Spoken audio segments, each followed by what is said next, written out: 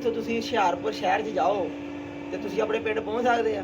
ਹੋਰ ਲਾ ਸਾਡੇ ਇੱਥੇ ਅਸੀਂ 12 ਰਬੀਉਲ ਅੱਵਲ ਨੂੰ ਹੁਸ਼ਿਆਰਪੁਰ ਜਾਂਦੇ ਸੀ, ਜਲੂਸ ਕੱਢਦੇ ਸੀ ਦਾ ਮਤਲਬ ਹੈ ਕਿ ਜੇ ਤੁਹਾਨੂੰ ਉੱਥੇ ਲੈ ਕੇ ਜਾਈਏ ਹੁਸ਼ਿਆਰਪੁਰ ਆਪਣੇ ਪਿੰਡ ਪਹੁੰਚ ਸਕਦੇ ਅਸੀਂ। ਹਾਂ ਅੱਛਾ।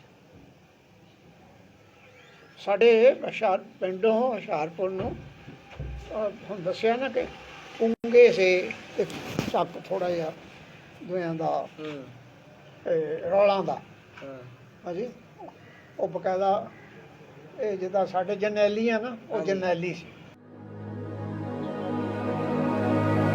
ਮਿੱਟੀ ਦਾ ਪੁਤਲਾ ਮਿੱਟੀ ਨੂੰ ਰੋਂਦਾ ਘੁੰਮ ਗਏ ਕਰਾਂ ਦੇ ਬਾਰ ਨੀ ਆਟੇ ਦੀਆਂ ਕੋਈ ਚਿੜੀਆਂ ਨੂੰ ਆਖੋ ਉੱਡ ਕੇ ਹੀ ਆ ਜੋ ਇੱਕ ਵਾਰ ਨੀ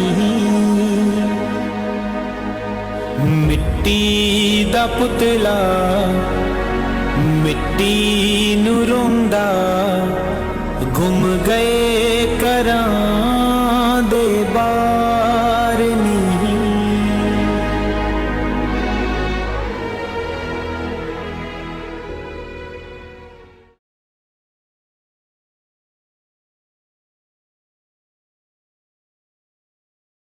ਹੁਸ਼ਿਆਰਪੁਰ ਸ਼ਹਿਰ 'ਚ ਜਾਓ ਤੇ ਤੁਸੀਂ ਆਪਣੇ ਪਿੰਡ ਪਹੁੰਚ ਸਕਦੇ ਆ। ਹੋਰ ਲਾ ਸਾਡੇ ਇੱਥੇ ਅਸੀਂ 12 ਰਬੀਉਲ ਅੱਵਲ ਨੂੰ ਹੁਸ਼ਿਆਰਪੁਰ ਜਾਂਦੇ ਸੀ, ਜਲੂਸ ਕੱਢਦੇ ਸੀ ਜਾ ਕੇ। 12 ਰੁਪਏ ਬੰਦਾ ਹਾਂਜੀ ਤੇ ਉਹ ਕਿੰਨੇ ਦਿਨਾਂ ਹੀ ਪਹੁੰਚੇ ਇੱਥੇ ਪਾਕਿਸਤਾਨ? ਅਗਸਤ 'ਚ ਛੁੱਟੀਆਂ ਹੋਈਆਂ ਸੀਗੀਆਂ ਜਦ ਬੰਬਾਰਮੈਂਟ ਨਹੀਂ ਕੀਤੀ ਇੰਡੀਆ ਛੁੱਟੀਆਂ ਹੋਈਆਂ ਸੀ। ਐਸਾ ਜੁਲਾਈ ਸੀ।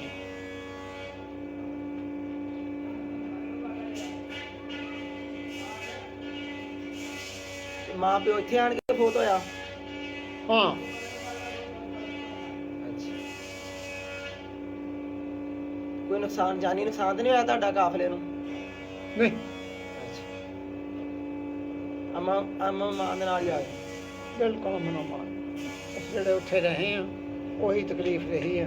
ਜਿਹੜੇ ਗੱਡੀਆਂ ਸਾਨੂੰ ਲੈ ਗਈਆਂ ਗੱਡੀ 'ਚ ਆ ਗਏ ਫਿਰ ਗੱਡੀਆਂ ਇੱਧਰੋਂ ਗਈਆਂ ਸੀ?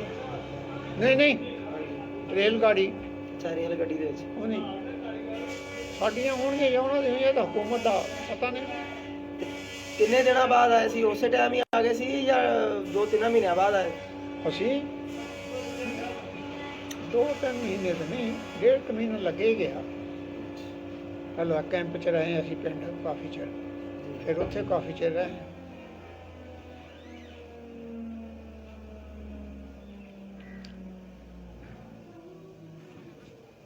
ਇਹਦਾ ਮਤਲਬ ਹੈ ਕਿ ਜੇ ਤੁਹਾਨੂੰ ਉੱਥੇ ਲੈ ਕੇ ਜਾਈਏ ਹੁਸ਼ਿਆਰਪੁਰ ਆਪਣੇ ਪਿੰਡ ਪਹੁੰਚ ਸਕਦੇ ਅਸੀਂ? ਹਾਂ ਅੱਛਾ।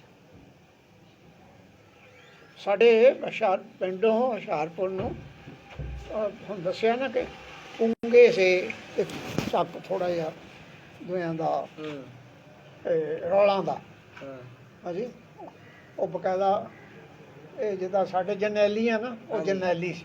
ਉੱਥੇ ਬੇਸ਼ੁਮਾਰ ਦਰਖਤ ਸੇ ਦੇ ਅੰਬ ਸੇ ਤਾਂ ਜਾਮਣਾ ਸੀ, ਹੋਰ ਕੋਈ ਨਹੀਂ ਸੀ। ਤੇ ਕਿੰਨੇ ਜੀ ਆਏ ਸੀਗੇ ਉੱਥੋਂ ਇੰਡੀਆ ਦੇ ਵਿੱਚ? ਕਿੰਨੇ ਜੀ ਆਏ ਸੀ? ਅਸੀਂ ਇੱਥੇ ਹਾਂਜੀ ਅਸੀਂ 2 ਭੈਣਾਂ 3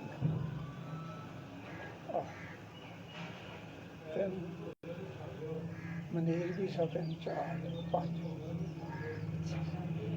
6 7 ਸੇ। ਸਾਡੀ ਅਮਨ ਅਮਾਨ ਨਾਲ ਆ ਗਏ? ਹਾਂ ਲੇਕਿਨ ਅਸੀਂ ਆਪਣੇ ਚੱਕ ਕੇ ਕੁਝ ਨਹੀਂ ਲੈ ਅੱਛਾ। ਨਾ ਕਿਉਂਕਿ ਅਸੀਂ ਗੈਰ ਕਾਸ਼ਤਕਾਰਾਂ ਨੂੰ ਜਿਹੜੇ ਜ਼ਿਮੀਂਦਾਰ ਲੋਕ ਸੇ ਉਹ ਗੱਡੀਆਂ ਤੇ ਆਏ ਆ। ਠੀਕ। ਲੇਕਿਨ ਉਹ ਵੀ ਉਹਨਾਂ ਨੂੰ ਪਿੰਡ ਗਿਆ ਜਿੱਥੇ ਅਸੀਂ ਬਹੁਤ ਚਿਰ ਠਹਿਰੇ ਅਸੀਂ ਉਹ ਵੀ ਉੱਥੇ ਉਹਨੇ ਵੀ ਉੱਥੇ ਛੱਡ ਦਿੱਤਾ।